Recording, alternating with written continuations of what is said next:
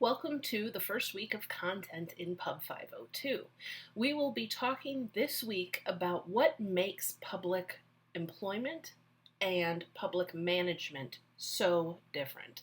So, this isn't just the idea that there isn't a profit involved, although that is relevant. But what is it that differentiates public administration really from private administration in the sense that you have to manage people differently and you might have to motivate people differently. Obviously, there are core differentiations in goals and tactics, and we're going to start that discussion this week by really thinking about what the distinctions are.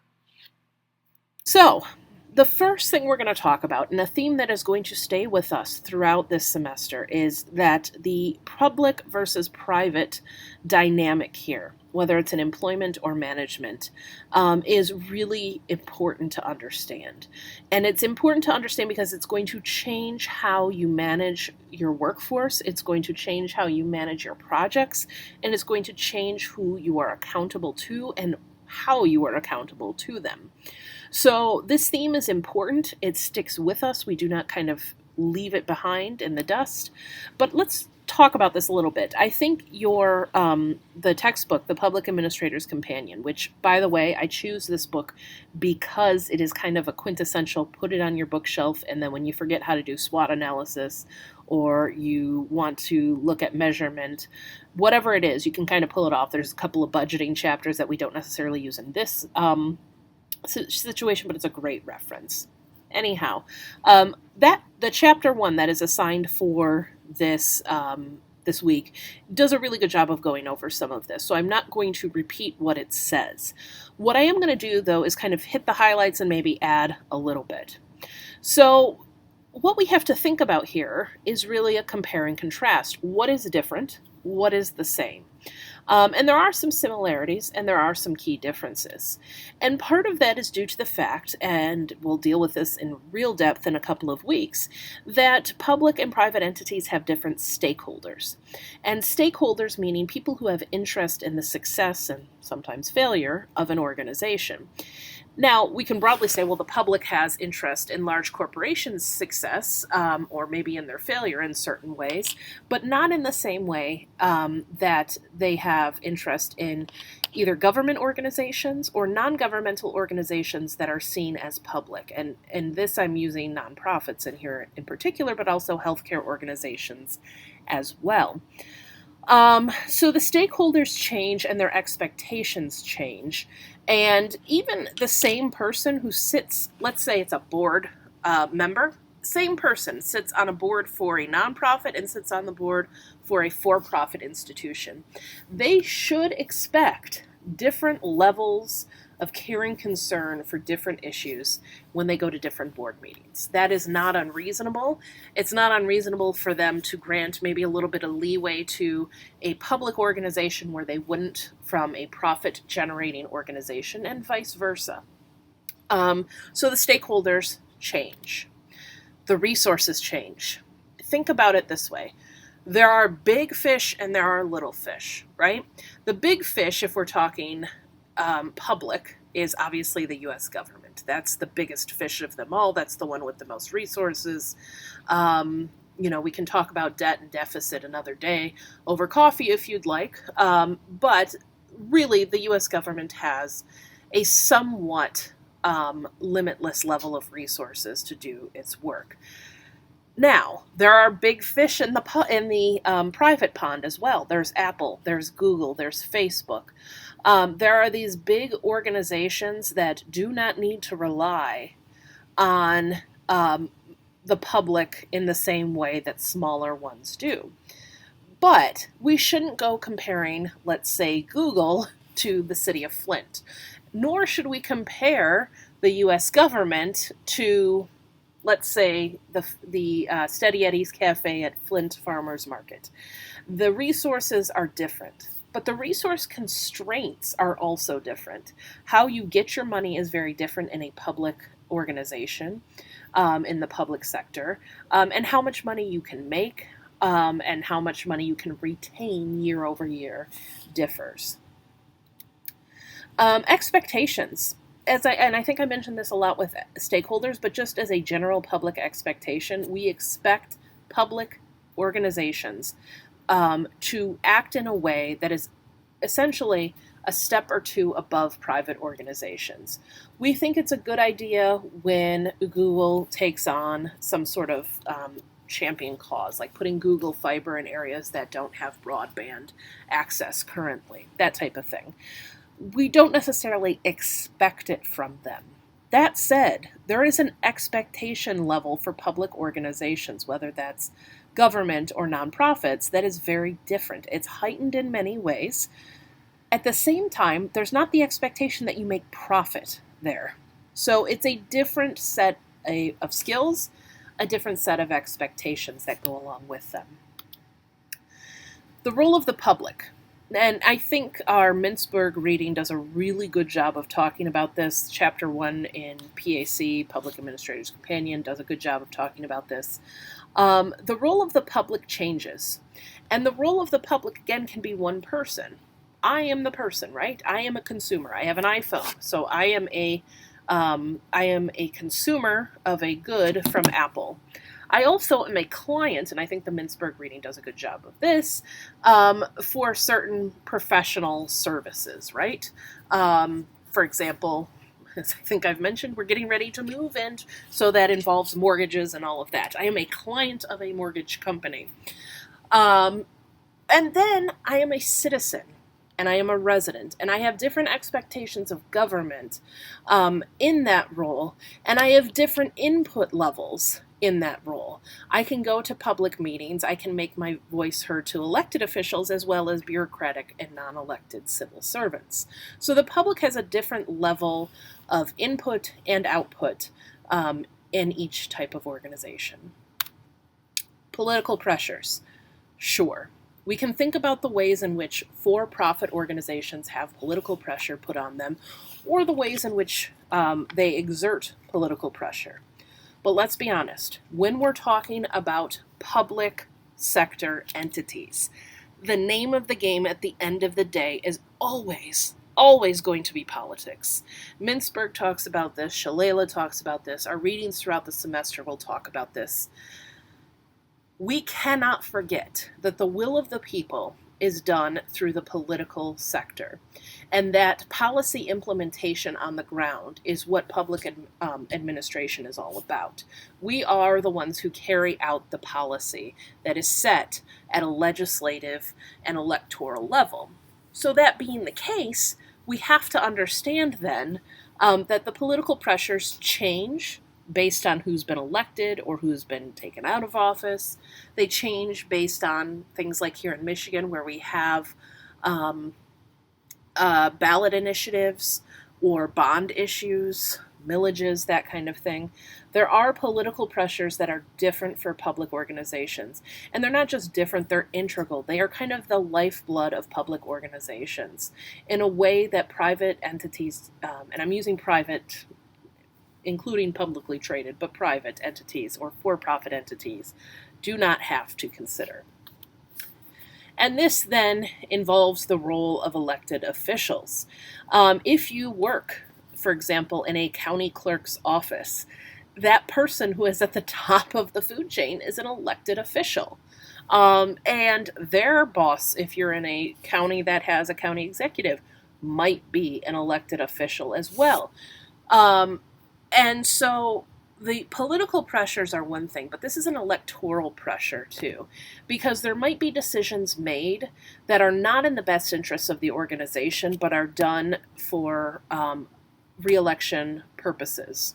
And understanding that and trying to see the opportunity in that is what sets apart good public managers from the rest. And then finally, the charge. The charge meaning what is the organization's goal. Google might have lofty visions of what it sees its role in society being, but at the end of the day, government and the entities that have public service at their heart they are given power from people. They are not just creating power and money and wealth on their own. They are given power from people. And as a result, the charge is to do good and to do the work of the people, right? Those aren't just empty words in the Constitution.